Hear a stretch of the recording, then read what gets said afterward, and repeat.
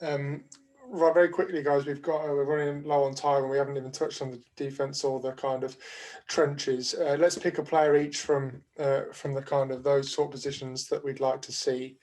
I'll kick it off with three players then. I think Corey Linsley at centre is a very good centre, one that we could pay for 4 or 5 years to be the kind of handholder for Tour, give him a bit of confidence there. I don't mind Ted Karras, I think he did very well, but I'd pay Linsley if we're not going to go with Penal Saul. We need a bit more stardust on that offensive line. I like him. Defensive backs, I like. I mentioned earlier, I think I'd invest in a third cornerback or a fourth cornerback. I think I like Jonathan Joseph there. That seems like it wouldn't cost the world, and he's got a lot of starting experience. And then edge-wise, I really like Leonard Floyd from the Rams, who had a very good season, kind of a redemption season. Give me him off the edge all day long as a kind of impact player. I think he could be, have the same sort of impact as Ogbar, not cost the world, and then go on to bigger things afterwards. Si, your way. I picked out David Andrews, centre from the Patriots. He's one of the most reliable interior linemen in the league. He's only 28. He's a leader inside that locker room, and he's a great communicator on that line as well. So I think he could be certainly an upgrade from Karras, and also he's got that link with Brian Flores, of course, from the Patriots. I think David Andrews, whether the Patriots actually let him go or not is another matter, but he could be an interesting one to look at and would certainly benefit that offensive line. Another one on that line was Matt Fiedler of Pittsburgh, who's a guard.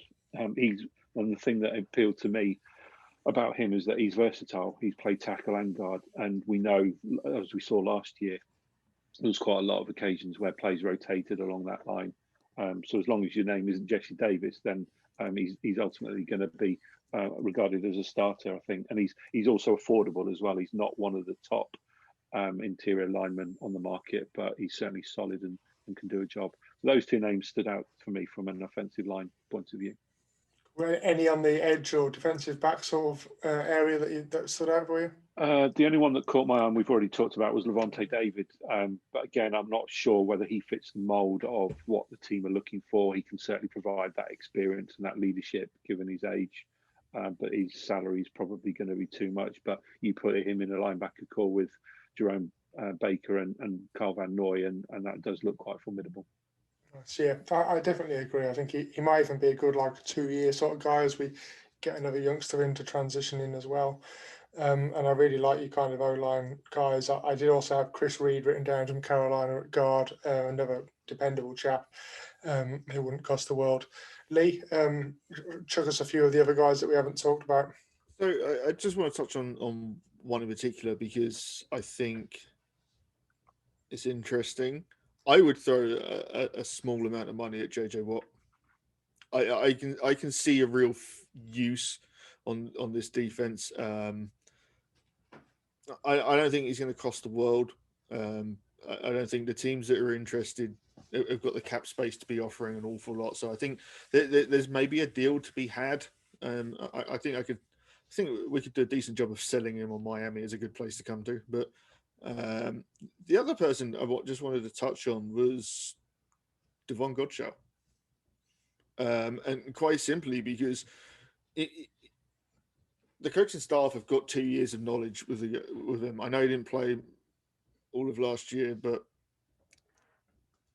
if you like him, he's not going to cost you a lot to retain because he missed last year, and before that, he's not exactly setting the world alight. He's not that sort of splashy name. But if you think he's a solid player, then he might be the sort of player that you can lock up before free agency arrives and sort of kind of forget about it. I don't know. I don't know if I've got hurt by free agency in the past, but it just feels like going through all the list of players, I just don't feel as willing as I was in the past to go over it. I just feel more.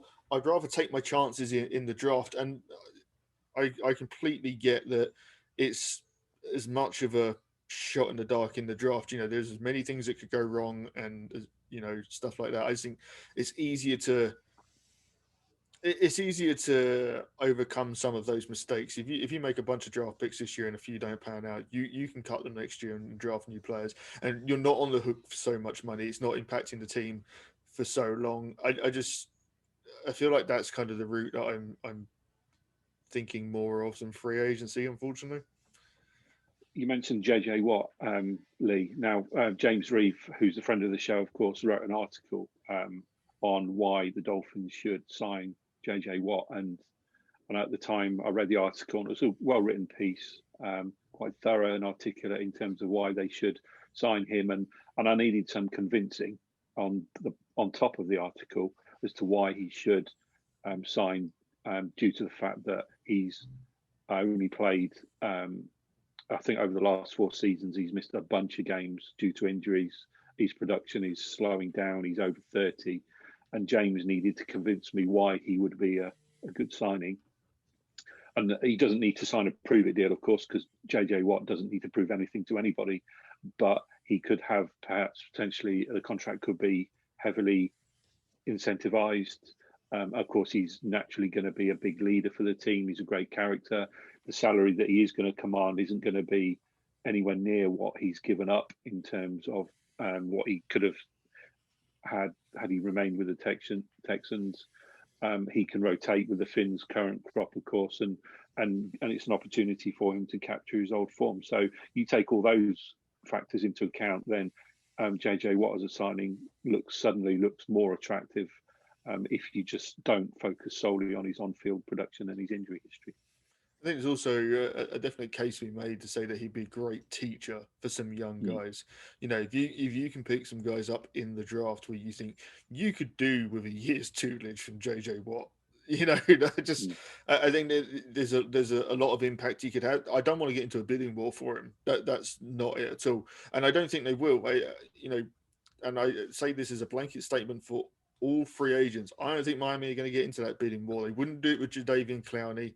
They didn't really want to do it with Le'Veon Bell. They were the highest bidder, but at no point did they then say, we're going to make it where you cannot turn us down, which is what they did with Ndamukong Suh, you know, with a Mike Wallace. You know, there's a whole list of players you can go through.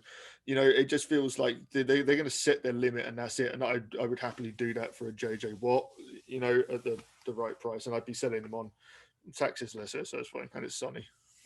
I'm not sure I could imagine another number 99 that's not Jason Taylor in a Dolphins uniform. He can't have 99.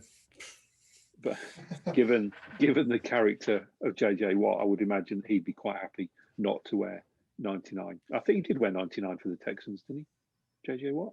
Yeah, he did. Yeah, I think so. But that would be concerned because he's going to be the type of player that wouldn't mind swapping numbers. I know it sounds silly, but it's one of those things that does always make me feel a little uneasy when players change numbers because it just, I don't know, they just don't seem to like it. It does hinder performance. Let's be honest. You know, like Brandon Marshall, when he came in and took that 19, that was a terrible move. But when he went back to being a number 15, he looked way better. Like, yes, it's superstitious and it's absolutely ridiculous, but it pans out so often that it's just horrible to watch. You know, and I get why people get cranky about it. As someone who's done some photoshops of players and stuff, I remember I did a Photoshop of Albert Wilson when he first got traded to the Dolphins, and I was like, right, I'm gonna put him in a Dolphins jersey, and it was this picture where it was only the top half of his jersey. You could just about see the numbers. And I was so pleased being the first one I'd ever done that I managed to get the jersey looking good. I ignored the fact that he was wearing the number 12 and people lost their minds. And I was like, just chill out. There was nothing malicious meant. I wasn't saying he should wear number 12. I was just like, this is a guy, this is his jersey and I can do this. That was all.